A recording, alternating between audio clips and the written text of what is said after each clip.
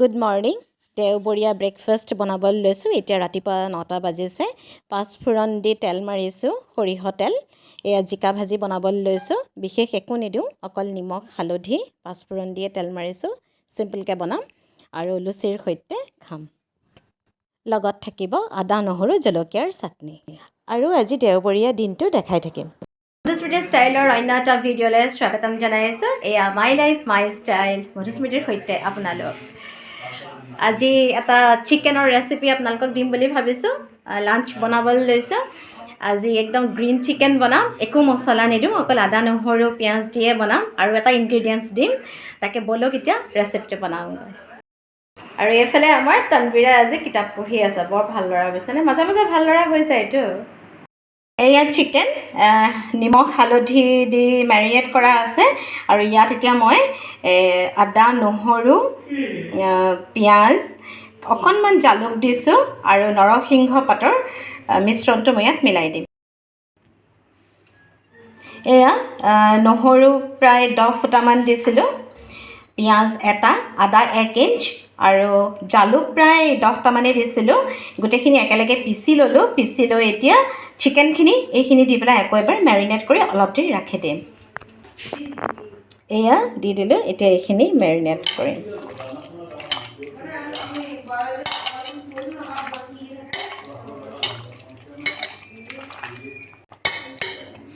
এয়া মেৰিনেট কৰা হৈ গৈছে অলপ দেৰি ৰাখি দিম ঢাকি এয়া চিকেনৰ কাৰণে তেল দিছোঁ যিহেতু মাংস অকণমান সৰহকৈ দৰকাৰ হয় প্ৰথমতে তেলত এয়া পিঁয়াজ দি দিম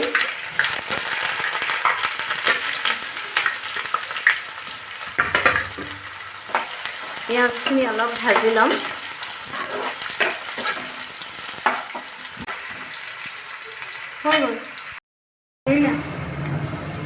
বাৰীৰে তেজপাত এখিলা দি দিছোঁ মেৰিনেট কৰি থোৱা মাংসখিনি দি দিছোঁ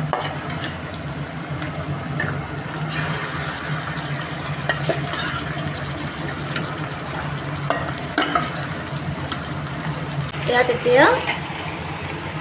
এয়া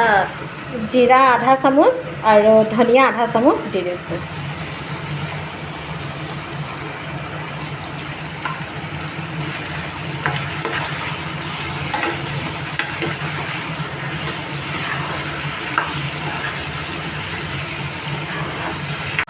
এইদৰে এনেকৈ ঢাকি ঢাকি প্ৰায় 15-20 মিনিটমান ভাজিম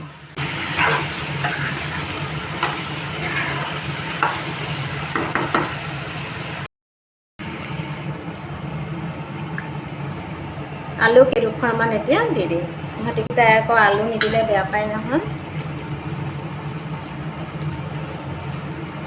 আলু নিদিওঁ বুলিয়ে ভাবিছিলোঁ কিন্তু সিহঁতে নামানে আলু দিবই লাগিব বোলে আলু দিয়াৰ পিছতো 10 মিনিটমান ঢাকি ঢাকি ভাজিম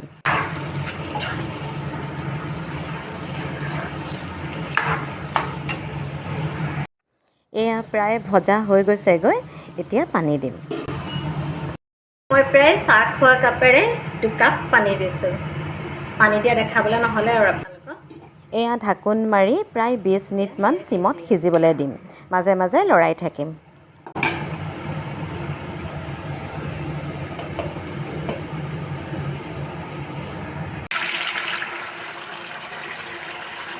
এয়া প্ৰায় মাংস হৈ গৈছে এতিয়া নমাবৰ সময়ত মই কেইটামান গ্ৰীণ চিলি দি দিছোঁ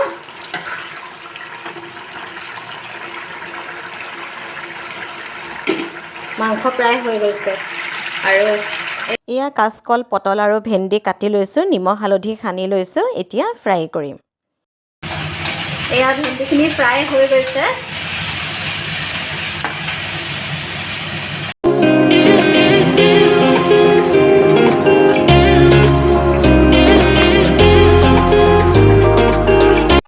এয়া দেওবৰীয়া দুপৰীয়া আহাৰ পৰিৱেশন কৰিছোঁ লগত আছে পটল ফ্ৰাই ভেন্দি ফ্ৰাই কাচকল ফ্ৰাই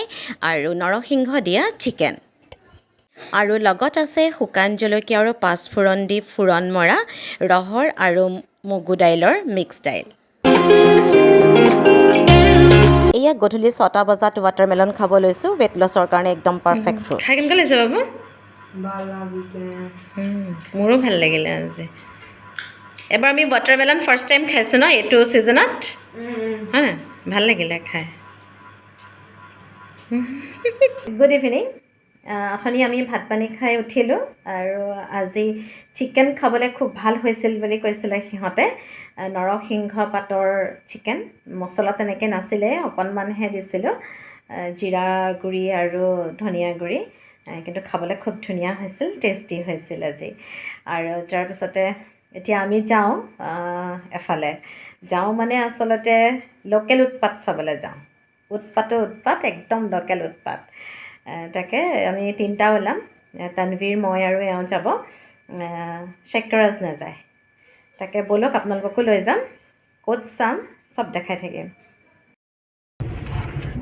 এয়া আহি আছোঁ আমি 7:30 হৈছে এতিয়া অলপ দেৰিকৈ পামগৈ আৰু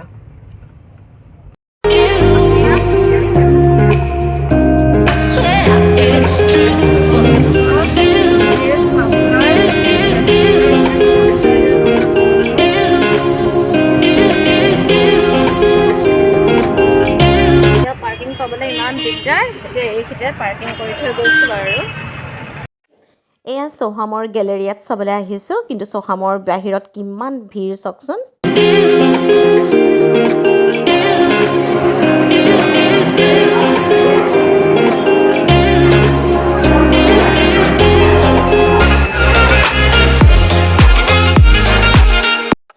এয়া লিফ্টৰ সন্মুখতো ইমান ভিৰ বহুত বেছি ভিৰ হৈছে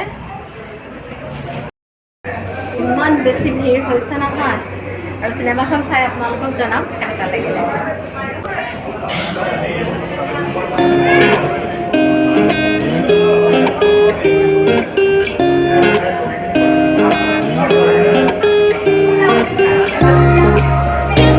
এয়া হলৰ কাষতে বিভিন্ন চেণ্ডউইচ ক'ল্ড ড্ৰিংকছ পপকৰ্ণ পোৱা যায় ইণ্টাৰভেলত ধুনীয়াকৈ খাব পাৰি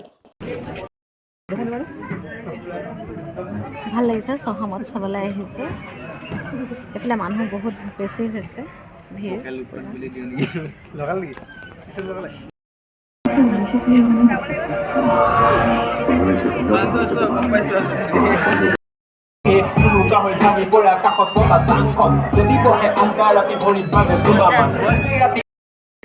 এয়া আজি বাইদেউকো পালোঁ প্ৰস্তুতিকো পালোঁ আহি পালোহি আমি লোকেল উৎপাত চালোঁ বিৰাট মজা লাগিলে মানে এনেকুৱা এখন অসমীয়া চিনেমাৰ দৰকাৰ হৈছিল একদম বেলেগ ধৰণৰ চিনেমা এখন লোকেল উৎপাত যি আৰু লোকেল উৎপাত একদম বহুত বেছি উৎপাতকৈ হাঁহিবলগীয়া হয় আচলতে বহুত বেছি উৎপাত কৰি হাঁহিলোঁ আৰু এতিয়া হৈছে 10:45 আমি আহি এতিয়া ঘৰ পাইছোঁহি ডিনাৰ ৰেডি আছে এতিয়া খাই বৈ শুই থাকিম আৰু আজি গোটেই ব্লগটো চাই আপোনালোকৰ কেনেকুৱা লাগিলে মোক কমেণ্ট ছেকশ্যনত কমেণ্ট কৰি জনাব আৰু এটা কথা অসমীয়া চিনেমা যিহেতু সকলো চাবলৈ আহক ছবিগৃহলৈ অসমীয়া চিনেমাক যদি আমি ছাপোৰ্ট নকৰোঁ কোনে কৰিব নহয় জানো অসমীয়া চিনেমাৰ ইণ্ডাষ্ট্ৰিটো আমি জীয়াই ৰাখিব লাগিব আমাৰ সেইটো দায়িত্ব হয় সেইখিনিয়ে কথা আৰু যদি ভাল লাগিল ব্লগটো লাইক কৰিব শ্বেয়াৰ কৰিব ছাবস্ক্ৰাইব কৰিব কাষতে থকা বেল আইকনটো প্ৰেছ কৰি অল কৰি দিব যাতে আহিবলগীয়া মোৰ নটিফিকেশ্যনৰ সৈতে আপোনালোক নটিফাই হৈ থাকে আৰু নতুন কণ্টেণ্টৰ সৈতে নতুন ভিডিঅ'লৈ মই আপোনালোকৰ মাজলৈ আহিম তেতিয়ালৈকে হাঁহি থাকক ভালকৈ থাকক